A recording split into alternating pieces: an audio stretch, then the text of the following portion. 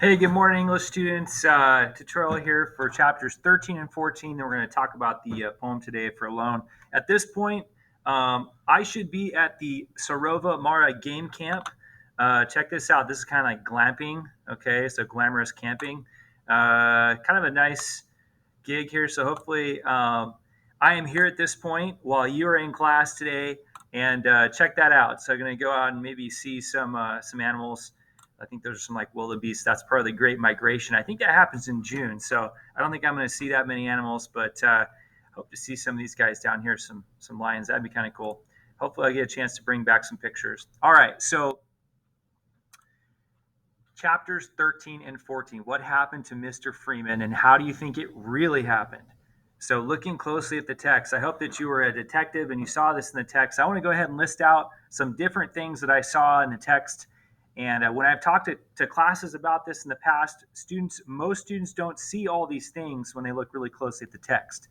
Can you smell a dirty cop? Do you know what I'm talking about? Can you smell a dirty cop when you see something happen that seems out of the ordinary? Um, let's take a look. All right. So here are some things. What does the reader have to assume happens to Mr. Freeman? Or in your text, it says, what do you think really happened? All right. There are several clues in the text that suggest that Maya's uncles killed Mr. Freeman. Okay. First of all, Mr. Freeman had been reportedly kicked to death behind the slaughterhouse, according to the policeman Tom on page 86. Grandmother Baxter's cold and somewhat aloof response to the policeman regarding Mr. Freeman's sudden death, offering the drink, suggests that she is not surprised. Using the first name of the policeman further suggests she knows him well and implies that Tom has closer ties to the family than what appears on the surface.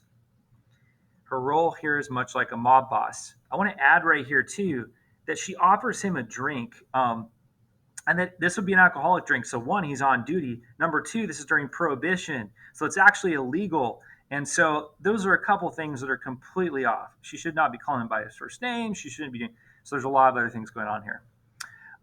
Third, and lastly, Maya's uncles are known for their unrelenting meanness and have been a part of shady criminal dealings in the past. In conclusion, Mr. Freeman was likely part of a premeditated, coordinated murder, a hit, right?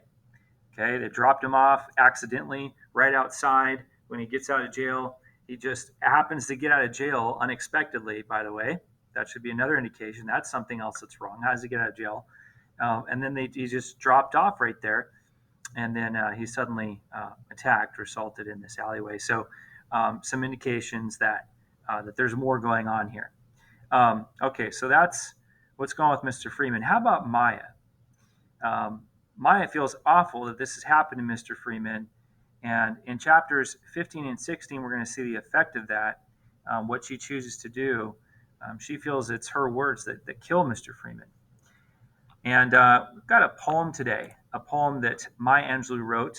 And what I'd like you to do with this poem is we're going to annotate this poem as a class.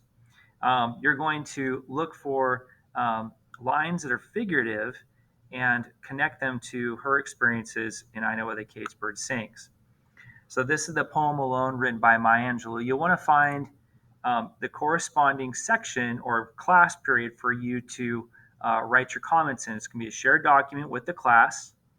So you'll want to put your comments here on the side. So I've highlighted the first two lines of the poem and included my own commentary over here on the side. And that's what you'll want to do, is put your name and include your commentary.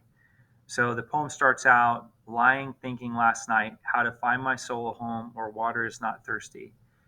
So I wrote some commentary over here about what I thought those lines meant, what the image was, what they metaphorically represent, dark periods of our lives when we block off the rest of the world, and how that connects to the chapter.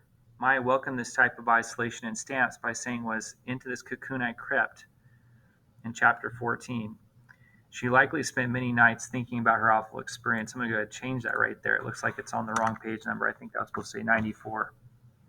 Go ahead and read the poem yourself. You're going to make comments on this poem, and we will talk about it on Monday. It is due tonight on Friday night. So go ahead and do that, and you can work ahead a little bit if you get done with this on your vocabulary cards for the rest of Unit 3.